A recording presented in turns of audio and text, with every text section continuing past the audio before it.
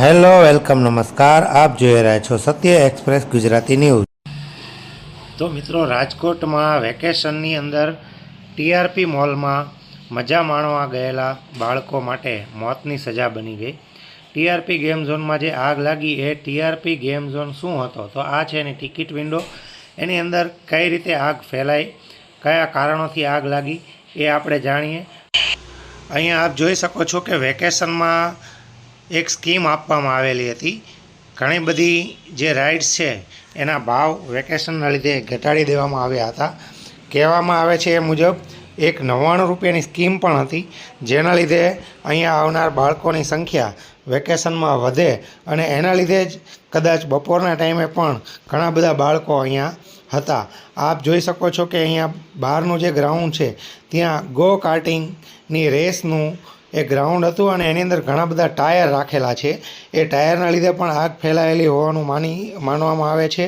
અને સાથે જ જે ગાડી છે, અહીંયા જે કાર છે રેસિંગ માટેની, એ જે કાર છે એને ચલાવવા માટે 1500થી 2000 લીટર ડીઝલનો અથવા પેટ્રોલનો જથ્થો એ અહીંયા સ્ટોક કરીને રાખવામાં આવેલો હતો। આપણે જાણીએ છીએ કે વેકેશન છે એના લીધે કદાચ એમણે સ્ટોક કરેલો રાખેલો હશે। સૌથી વધારે જે મૃત્યુ થયા છે જે આપણે સામે દેખાય છે એની અંદર ટ્રેમ્પોલિન પાર્ક અને અલગ અલગ રાઇડ્સ હતી। આપણે એની અંદરનો પણ જોઈએ એની અંદર શું શું હતું ટીઆરપી ગેમ ઝોનની અંદર। સૌથી મોટો પ્રશ્ન એ છે કે એની અંદર ફાયર સેફ્ટી નહોતું, હતું કે નહીં, ચાલુ હતું કે નહીં, આટલા બધા માસૂમોના મોત માટે કોણ જવાબદાર એ મોટો પ્રશ્ન છે। જો અહીંયા એક જે અંદર ચડવાની સીડી છે એ માત્ર આવવા અને જવા માટેનો એક જ રસ્તો હતો। ટ્રેમ્પોલિન પાર્ક જે છે એની ફરતે થર્મોકોલની સીલિંગ હતી, પ્લાયવુડની સીલિંગ હતી।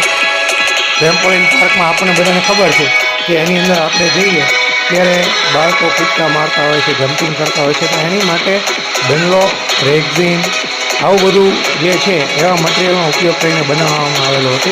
અહીંયા આપણે જોઈએ તો એની જે છત છે એ પણ ફોલ સીલિંગ હતી, એટલે કે એ પણ પીવીસી અને અલગ અલગ આવા પદાર્થોથી બનાવેલી હતી। ટૂંકમાં અહીંયા બધું જ જે હતું એ જ્વલનશીલ હતું।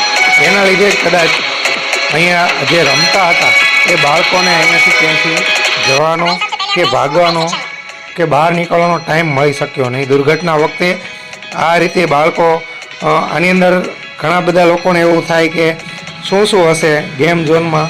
તો ગેમ ઝોનની અંદર આ પ્રકારની એક સુમો ફાઇટ કરાવવામાં આવતી હતી, બોલ હતા, મોટા ભાગનું મટીરિયલ આપણે જોઈ શકીએ કે બધું પ્લાસ્ટિકનું છે, બધું રેક્ઝિન છે।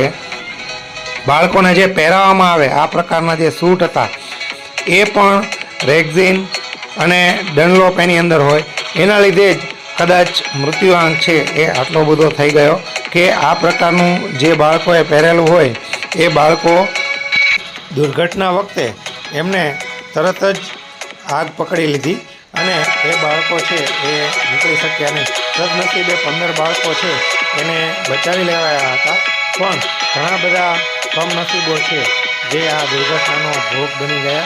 આવી કરુણ અને હૈયું હચમચાવતી દુર્ઘટના જે છે એ રાજકોટના ટીઆરપી ગેમ ઝોનની અંદર જે થઈ એની અંદર સ્ટાફ પણ હતો, જે આપ અહીંયા જોઈ શકો છો કે 45થી વધુ અહીંયા સ્ટાફ મેમ્બર્સ પણ હતા।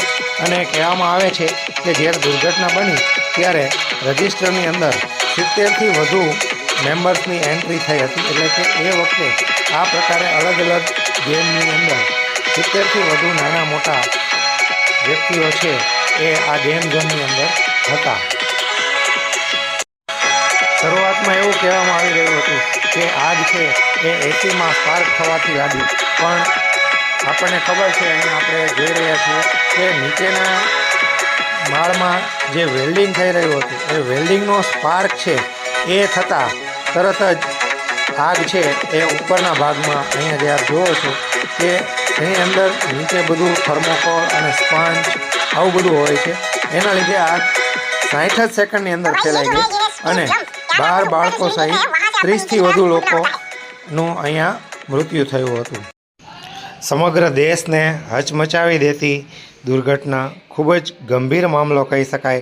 આ મામલે કોની જવાબદારી નક્કી થશે, કોને સજા થશે એ તો તપાસ બાદ જ ખબર પડશે, પણ આ રીતે અહીંયા ટ્રેમ્પોલિન પાર્કની અંદર આપ જોઈ શકો છો કે ડનલોપ, જેને આપણે કહીએ સ્પંજ, આ બધા પ્રકારનું મટીરિયલ અહીંયા હતું. એટલે જ કદાચ આગ ઝડપથી ફેલાઈ અને આ કમનસીબ લોકો છે એમને કરુણ મૃત્યુને ભેટવું પડ્યું.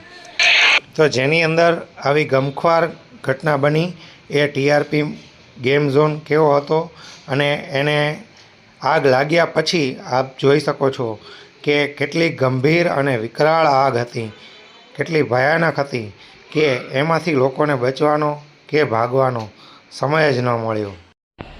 સમગ્ર દેશને રડાવી મૂકતી આ ઘટનાની કેવી તપાસ થાય છે, એમાં કોની ધરપકડ થાય છે અને કોને સજા થાય છે એ તો સમય જ બતાવશે. સેતુ ગોસ્વામી, સત્ય ન્યૂઝ, સુરેન્દ્રનગર.